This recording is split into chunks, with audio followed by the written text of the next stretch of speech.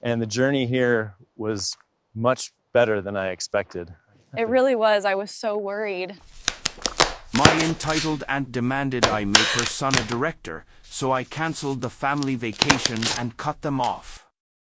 I was 33 when I learned that generosity can rot the same way fruit does when left too long in the sun.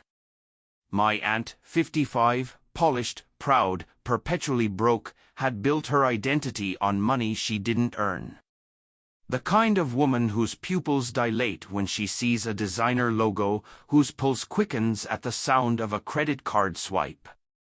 For years, I'd been her safety net, sending monthly financial support after her divorce left her with barely enough to live on. It wasn't pity. It was family. That was the excuse I fed myself each time my dopamine told me I'd done a good thing. Her son, my cousin, 28, soft-palmed, allergic to effort, had inherited her entitlement like a dominant gene. He drifted from job to job, quitting each time someone asked him to show up on time or handle criticism.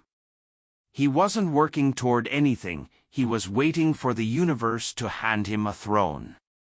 I'd built my company from the ashes of my parents' inheritance. 10 years of sleepless nights, cortisol-spiked mornings, and caffeine-fueled problem-solving.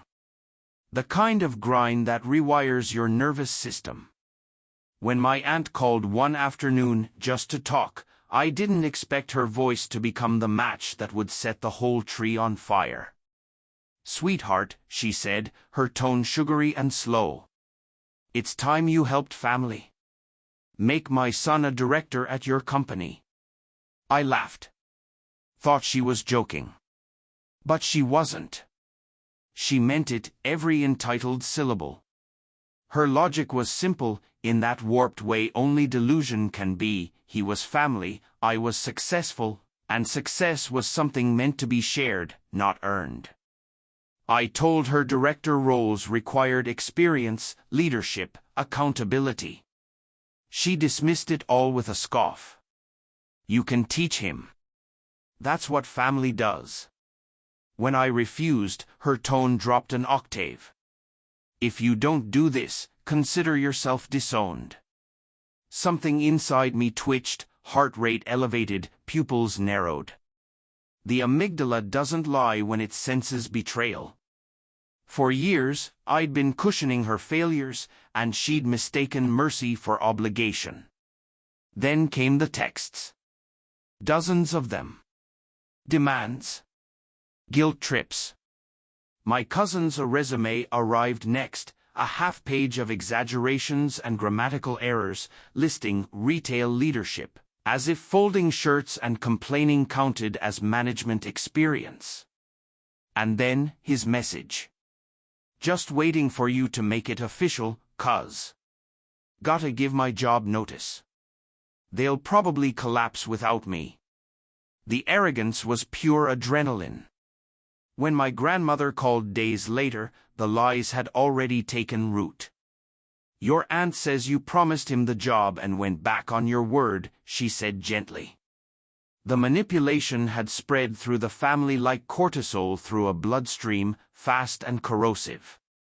That was when I decided to cut the line before it strangled me. For years, I'd been paying for an annual family vacation, luxury resort, all expenses covered. A symbol of connection, or maybe just guilt. My aunt texted asking which suite her director son would be getting. My cousin followed with, "Do directors get company cars?" That was the final trigger. My prefrontal cortex took control. Calm. Cold. Methodical. I cancelled everything, the resort bookings, the monthly payments, the endless cycle of enabling.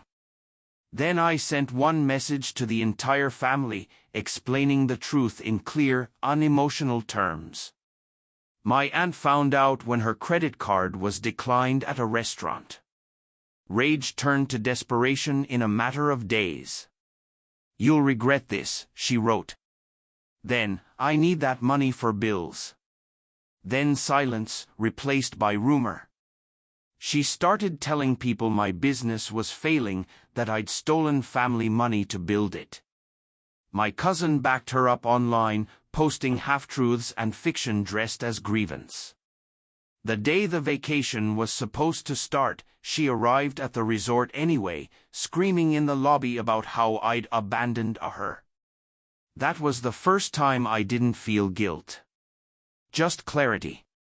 Sometimes the only way to protect your peace is to amputate what's killing it. 2 months later, I thought the storm had passed. I was wrong. My aunt began calling my friends, pretending there was a family emergency, to trick them into giving her my number. When that failed, she went for the jugular, my business. She emailed clients directly, claiming we were under investigation, telling them to reconsider working with us. The adrenaline hit me like a threat in the dark, but my company's reputation was solid. Every client called to verify. Every lie bounced back to her. Then my uncle, her brother, called. "She's always been like this," he said. "But now she's crossed a line even she can't walk back." Days later, her landlord called me. He was confused. Her rent hadn't been paid for the first time in 5 years. She'd told him I handled all her finances. I told him the truth, not anymore. Meanwhile, my cousin, her golden boy, lost his job. Apparently, he'd told his manager he was leaving for a director position and stopped showing up on time. When the fantasy collapsed, so did his employment. I could have laughed.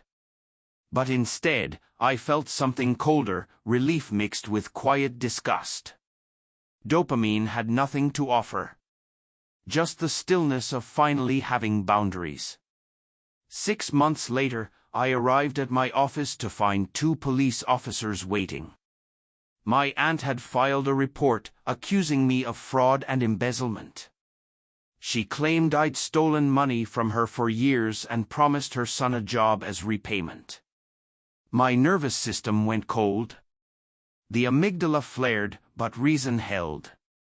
I handed them documents, bank transfers, text messages, call logs, and every manipulative thread she'd ever sent. Within a week, the case was closed. Baseless. Then came the strangest call of all, from her ex-husband. He laughed when I told him everything. "That's why I divorced her," he said. "She used to do the same thing at my construction firm, trying to get her relatives hired." He wasn't surprised. I was done being surprised. But life has a dark sense of irony.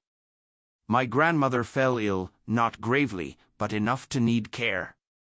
My aunt was supposed to visit, but claimed she couldn't afford gas. She texted, "Tell me, thanks to your dear nephew for cutting me off." My grandmother, finally seeing her clearly, just replied, "I understand. I'll ask someone else." That quiet message hit harder than any confrontation. My aunt had spent years feeding off sympathy. When it was gone, she unraveled. 3 months later, she couldn't afford rent and moved in with a distant relative.